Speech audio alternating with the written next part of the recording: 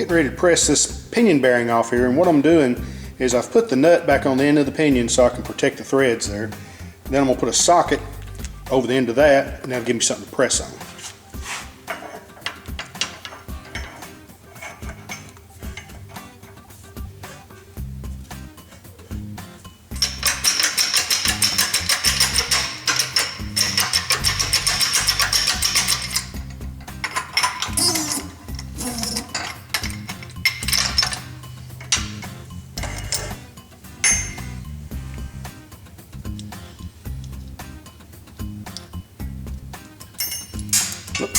And sure enough, the bearings are all falling out. As you can see here, this is a split inner race style bearing. The OEM ones are normally that way. The aftermarket ones that we'll replace it with will be just a one-piece bearing. So I've still got to get this inside race off of here. I've taken the pinion gear and I've locked it down in the vise on these splines here where I won't damage them. And I'm just going to take a drift punch and just drive that off of there.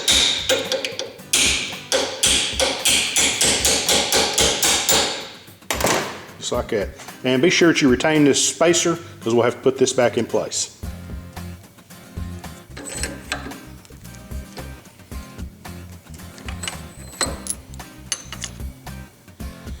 Alright, now we've gotten to the most tedious and difficult part of our repair, and that's going to be the pinion bearing. Now this is what the pinion bearing looks like. This is a new one. And what you can see here is it's got a groove cut in the center of the race all the way around. And there's a reason for that. You can see there's a hole right here in the case. Now I'm going to zoom in and try to show you a little closer detail of that. Now what you can see there, you see it looks like a little piece of wire down in there. And what that is that's a spring-loaded Circlip.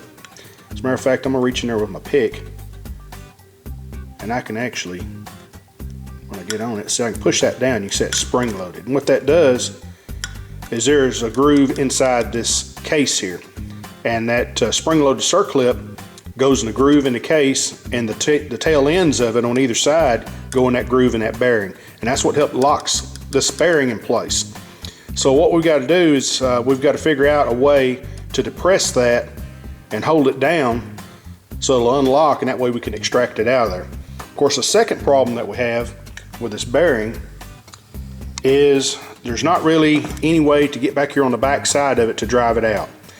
Now normally you would take like a blind bearing puller, put in there, expand it out and get a hold of it.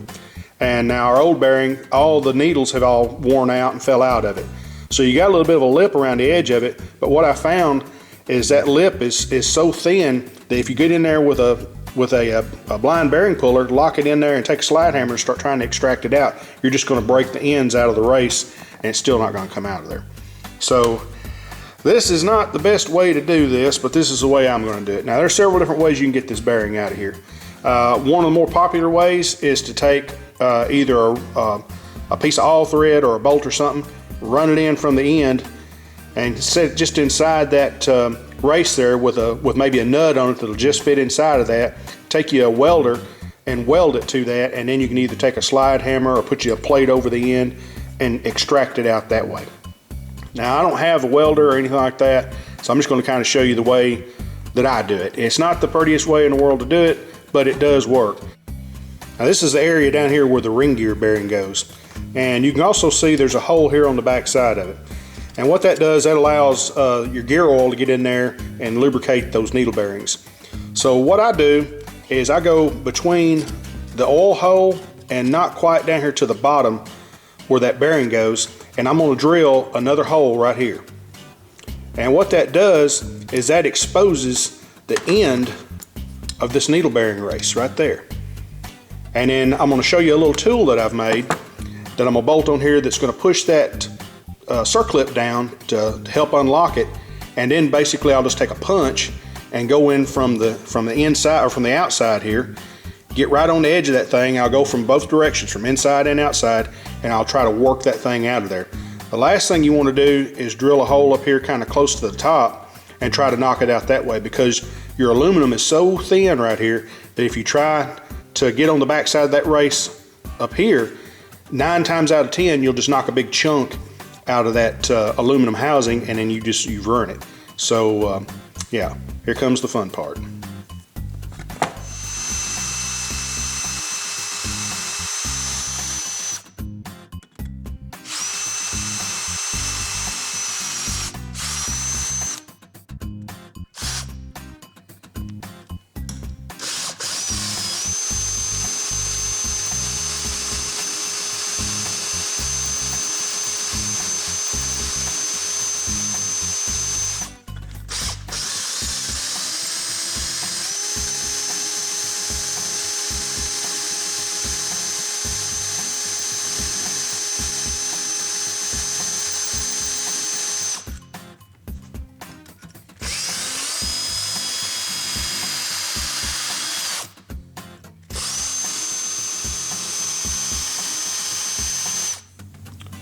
Okay, I'm finished with drilling my hole back here, and what I did is I just kind of came in and went in almost straight down, and I had to drill it basically a little bit past the bearing stop for this ring gear bearing. So I went down a little ways, probably about 1/4 of an inch past that bearing stop, and then I actually turned the drill inward and drilled toward the pinion bearing until I got it right up against the back side of the race. Now what that'll do is that'll allow me to take a drift punch, and now I can get right in there up against the back side of that bearing, and we'll drive it out that way. Now here's a little tool I made to push that circlip in and unlock that bearing. And this is just a piece of angle iron that I got from the local hardware store that had holes pre-cut in it. And what I've done is I've took a 6mm bolt here, and I just kind of played with it. I've got a bolt here with a washer just to kind of hold it, anchor it down, and then I'll use one of the case bolts over here on this side to hold it down. And what I've done is just by kind of playing with it, I've adjusted this bolt here to where when I've got everything in place, it actually pushes that little spring clip down. So when I've got everything buckled down good and tight, it'll hold pressure on that. That way I can get in here with my punch and work on getting that bearing out of there.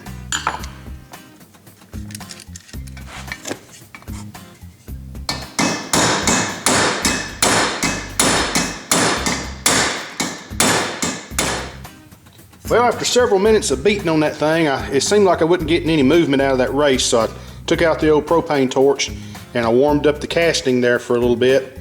I'm not usually too worried about using a propane torch on aluminum because it doesn't really get hot enough to melt it. So warmed it up real good, got back at it with the punch and hammer, and finally the old bearing just exploded. It usually comes out in one piece, but I'll take it any way I can get it. This is a good reason here why you also need to be sure that you wear good safety glasses when you're doing that kind of stuff. Also, that is our snap ring that we were working at trying to help dislodge that thing. And apparently my little device here wasn't working as good as I thought it did.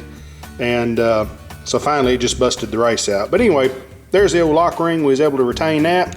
We was able to save the case. So we're gonna take all this off and give all this stuff a good cleaning up as with the rest of our parts, and then we'll start pressing bearings back in.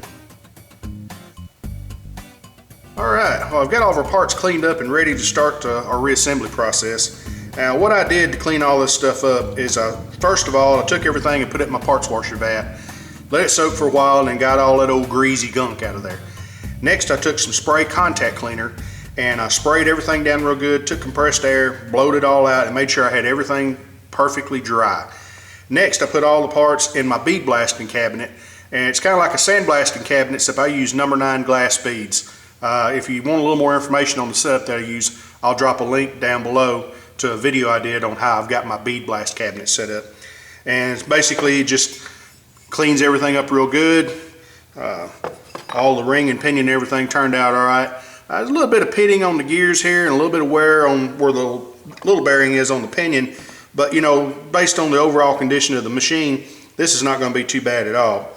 One other thing I will caution you about, if you're going to use any type of abrasive cabinet, whether it be glass beads or whatever, be sure that you put your bolts back in all the holes to keep those threads from getting grit down in them. That's also another reason why I recommend that you have everything perfectly dry before you start that. And that way, when you get done with everything, blow everything out real good, make sure all the bolts go down in the holes as far as they need to. If not, you can take your tap and chase the threads and everything, make sure all your fasteners are good and clean. And so I guess we're ready to start putting this together. Now what I'm going to start with is we're going to press in our new pinion bearing, and I've also got the little wire locks that holds it in place. And so what I'm going to do is I'm going to press this thing in on the press, but I'm going to take me just a zip tie, and I'm going to zip tie that thing down real good and tight so it sucks that thing down in the groove real good. And I'll basically use it kind of like a piston ring compressor almost. And then I'll just press this thing down into the case, and once it goes past the point of where that circlip is down in the case, then I'll just take the circlip or the zip tie off, and we'll go ahead and press that all the way on in and continue with our assembly process. Now something else I've made too, to make me a little jig to kind of hold this thing in the press while I'm working on it, I took me a couple pieces of angle iron and ream the holes out a little bit. So I'm gonna run a couple of flange nuts down on there, then I can set that in the press to hold it level. And then I'm actually going to use the pinion itself to press that needle bearing down in there. What I'll do is I'll put that on there, and I've got the nut on it, and I'll put a socket over that and then press that down in there until it bottoms out, or until the lock catches, whichever comes first. All right, well, let's get at it.